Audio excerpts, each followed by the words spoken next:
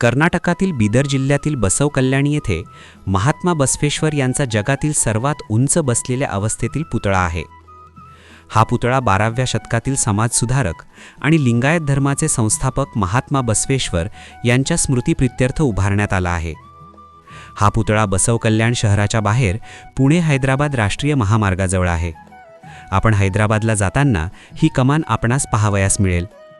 तेथून आत आल्यावर उजव्या बाजूस आपणास महात्मा बसवेश्वर महाराजांचा हा भव्य पुतळा पाहावयास मिळेल. शिल्पकार श्रीधर मूर्ती यांना 80 फूट रुंद आणि 24 फूट उंच असलेल्या व्यासपीठावर बांधलेला हा पुतळा पूर्ण करण्यासाठी 8 वर्षे लागली.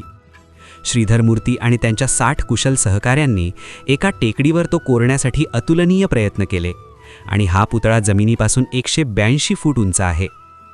बसव धर्मपीठाने या प्रकल्पावर 6 कोटी रुपये खर्च केले आहेत.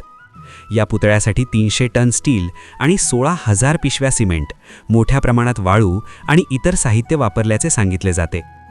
या पुतळ्याचा पाया 2 मजली आहे.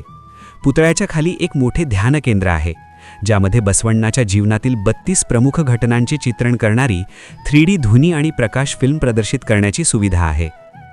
या भव्य पुतळ्याचे अनावरण 28 ऑक्टोबर 2012 रोजी करण्यात आले. हा पुतळा पाहण्यासाठी सकाळी 9 वाजल्यापासून रात्री 8 वाजेपर्यंतची वेळ असते.